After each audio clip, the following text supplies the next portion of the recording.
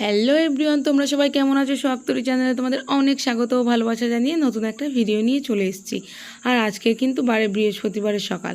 তো আজকে সকাল সকাল উঠেই দেখতে পাচ্ছ ঘরের কাজকর্ম শুরু করে দিয়েছি। তো আজকে কিন্তু এই যে উঠেছি, এখন বাজে প্রায় 6টা মতো। আর এখন থেকেই মোটামুটি এই যে ব্লগটা স্টার্ট করলাম।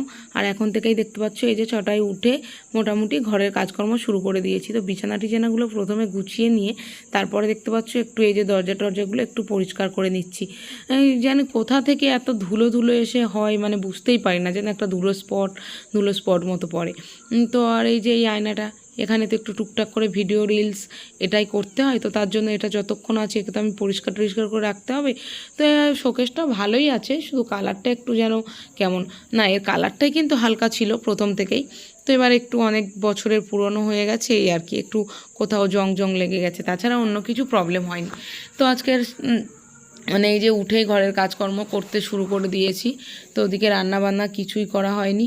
তো আজকের সকালবেলা মোটামুটি রান্নাবান্না হবেই না, যা করব একেবারে মানে স্নান টান করে পুজো করে তারপরেই রান্নাঘরে ঢুকবো। তো তারপর দেখতেই পাচ্ছ এই যে সমস্ত সব কিছু টুকটুক করে পরিষ্কার করে নিলাম। নিয়েই কিন্তু আমি এদিকে আশিপাশি কাজকর্ম যা ছিল বাথরুমে ঢুকে মোটামুটি কাচাকুচি কমপ্লিট করে তারপরে এই যে স্নান টান করে চলে এসেছি পুজো করতে। তো আজকের কিন্তু আমার ক্যামেরা ধরে দিচ্ছে আমার মাম্মাম। তো যেহেতু স্কুল এখন ছুটি আছে, তো গরমের ছুটি পড়েছে, তো তার জন্য ওরও স্কুলে যাওয়ার তাড়া নেই। তো তার জন্য ধীরে সুস্থে আজকের এই যে সকালের কাজকর্ম করছি।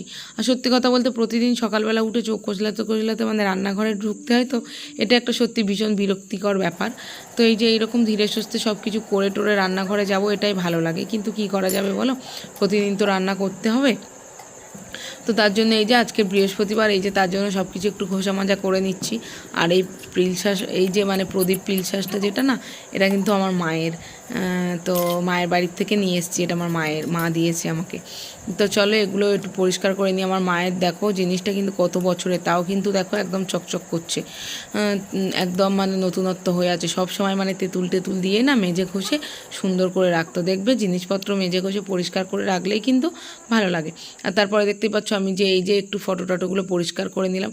আর তারপরে বাসন টাসন ধুয়ে না এই গামলাটায় করে একটু জল নিয়ে আসলাম শিব ঠাকুরটাকে একটু ধুয়ে নেব বলে। কারণ এটারও তো উপর মানে এদিক ওদিক ধুলো পড়ে, মাথায় রোজ দিন জল দিলে কি হবে, তাও একটু ধুলো পড়ে। বাটিটা একটু তলাটা মানে জলের একটা আমাদের আয়রন আছে, তো একটু কেমন লাল লাল হয়ে মোটামুটি স্পট পড়ে যায়। আর এই বৃহস্পতিবার দেখো আমি ফুল আনতে মানে ভুলে গেছি, ফুল বেলপাতা আম পাতা আনতে ভুলে গেছি। বেলপাতাটা তাও একটু এই যে পাশের একটা গাছ থেকে ম্যানেজ করে নিয়ে নিয়েছি।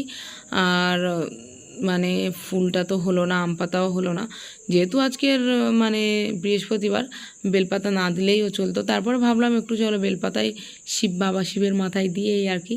তো চলো এই যে পুজো টুজোগুলো সেরে ফেলছি এরকম টুকটুক করে। আর এরকম করে পুজো করতে সত্যিই ভালো লাগে। আর মানে এই যে আমি প্রদীপটা জ্বালিয়েছিলাম না, প্রদীপের মধ্যে তো একটু জল ছিল, আর হাতেও জল ছিল। আমি যে তুলো বানিয়েছিলাম, মানে সলতে বানিয়েছিলাম তুলো দিয়ে, প্রদীপটা কিছুতেই মানে সলতেটা জ্বলছিল না, মানে জল ছিল তো যেহেতু, তার জন্য। তো অনেক কষ্ট করে অনেকক্ষণ পরে আসা তারপরে মানে প্রদীপটা জ্বললো এই আর কি। তো অনেকক্ষণ চেষ্টা করছিলাম, দেখতেই পাচ্ছ সমানে মানে ধরেই আছি, ধূপটা দিয়ে জ্বালিয়ে ধরেই আছি, হচ্ছে না এরকম একটা বিষয়। তো তারপরে আলটিমেটলি আবার লাইটার দিয়েও করছিলাম, সেও হচ্ছিল না। তারপরে অনেক কষ্ট করে হলো। তো চলো তারপরে এই যে শিবের মাথায় একটু জল ঢেলে নিচ্ছি। এই যে পুচকে মতো ঘটে করে জলটা ঢালছি, তো ভালো লাগছে। তো এইরকম করে পুজো করতে ভালো লাগে। আর অনেকটা সময় নিয়েই পুজো করছিলাম। আর যেহেতু দেখতেই পাচ্ছ আজকে বৃহস্পতিবার বলে এই ঘরটাও মেজেছিলাম, তো তার জন্য এই ঘটের মধ্যেও একটু জল দিয়ে দিলাম। লক্ষ্মীর ঘটে একটু জল না থাকলে ভালো লাগে না, তাই না? তারপরে এই যে দেখতে পাচ্ছ এটা কী বলে, জোর কাপড় না কী বলে, যাই হোক এটা ঘটের উপরে দেয়া ছিল। লক্ষ্মী পুজোর পর থেকেই মানে ঠাকুরমশাই এটা দিয়ে রেখেছিলেন, তো আমি ওটাকেও দিয়ে দিলাম। তো তারপরে এই যে একটুখানি বৃহস্পতিবার যেহেতু, তার জন্য একটু এই ঠাকুরদের কপালে ফটোগুলোতে ঘটের মধ্যে একটু মানে সিঁদুর ছড়িয়ে দিলাম। তারপরে দেখতেই পাচ্ছ আমি তো জামা কাপড়গুলো কেচে কম্পটের মধ্যে ভিজিয়ে রেখেছিলাম। তো তারপরে এই যে একে একে এইগুলো মানে চিপে নিয়ে ভাবলাম এবারে একটু মেলে দিয়ে আসি। তো কম্পটের মধ্যে ভেজালে একটু সুন্দর গন্ধ হয়, তাই না? আর এখন বাজে কিন্তু প্রায় 9:30 মতো বাজতে যায়। তো চলো এগুলো এবারে ছাদে টুকটুক করে মেলে দিয়ে আসি। তো অনেকগুলোই মোটামুটি সবগুলো নাইটি আজকের কেচে ফেলেছি, আর যেটা পরেছিলাম ওটা তো ধুতেই হবে। তো তার জন্য মানে ভাবলাম আবার নাইটি বের করবো, এই শাড়িটা বাইরে ছিল তার জন্য শাড়িই পরে নিলাম।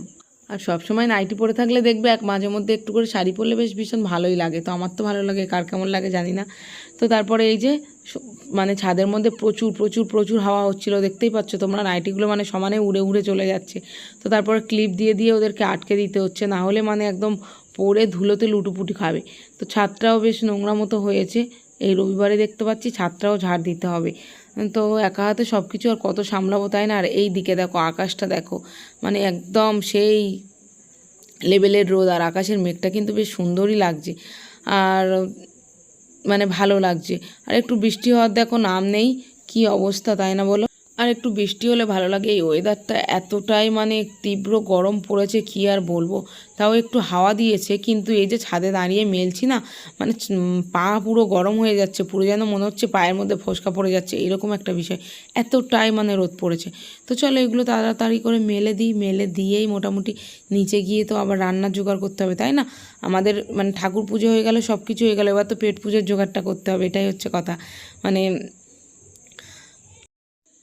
তো তারপরে দেখো এই যে তাড়াহুড়ো করে রান্না করতে বসে গিয়েছি। এই যে এখানে পটল আলু মানে চিংড়ি মাছ দিয়েই তরকারিটা করব, আর ভাত করব। আজকের আর বেলা মতো হয়ে গেছে প্রায়, বেশি আর কিছু রান্নাবান্না করব না। না একটু শাক, একটু পাট শাক তুলেছিলাম, পাট শাকটাই ভাজা করব। এই একটা তরকারি, একটা ভাজা আর ভাত, ব্যাস। আর কি, তাই না বলো? মা বেটিতে দুজনে খাবো, আর কী বা রান্না করব। তো এটাই ভেবে এই যে টুকটুক করে দুজন রান্না করে নিচ্ছি। তো ভীষণ গরম পড়েছে সত্যি কথা বলতে। এই যে ছাদের মধ্যে থেকে জামা কাপড় মেলে এলাম, মনে হচ্ছে যেন আবার একবার স্নান করি, এতটাই গরম লাগছে। তো আবার বিকালে করে তো যেহেতু এই গরম পড়েছে, কিন্তু বিকালবেলা করে কিন্তু প্রতিদিন কিন্তু গা ধুচ্ছি। আর এই তরকারিটার থেকে না কষাচ্ছি, দেখতেই পাচ্ছ রঙটা একদম টকটক করছে, আর কিন্তু খুব সুন্দর একটা স্মেল বেরিয়েছে, গন্ধ ছেড়েছে খুব সুন্দর।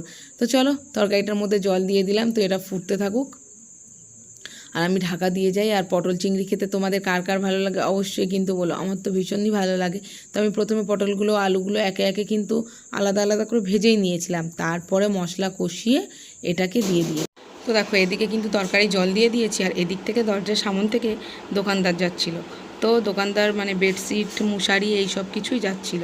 তো আমি না দুটো মানে মশারি এমনি বেডশিট দেখছিলাম, তারপরে ওই যে পাশের বাড়ির মাসিটাও এসে দেখছিল, তারপরে এই যে মশারি দুটোকে নিলাম, 220 টাকা করে নিয়েছে। তো কেমন হয়েছে অবশ্যই বলো। তো একে গরম পড়েছে, মশারি টাঙাতে পারছি না, তার উপরে আমি মশারি কিনছি। তো চলো এই মশারি দুটো 220 টাকা করে নিয়েছে, কেমন হয়েছে বলো, ঠকা হয়েছে কি ঠিক হয়েছে সেটা বলো, জানিও, ঠিক আছে? তো চলো বন্ধুরা, ভিডিওটা তাহলে আজকের এখানেই শেষ করছি। দেখা হচ্ছে নতুন কোনো ভিডিওর সাথে, ততক্ষণে সবাই সুস্থ থেকো, ভালো থেকো, সাবধানে থেকো। চ্যানেলে যদি নতুন হয়ে থাকো অবশ্যই কিন্তু চ্যানেলটা সাবস্ক্রাইব করে দিও। আর তোমরা কে কোন ধরনের ভিডিও দেখতে চাও অবশ্যই কিন্তু আমাকে কমেন্ট করে জানিও। তো চলো টাটা, বাই বাই, দেখা হচ্ছে নতুন কোনো ভিডিওর সাথে।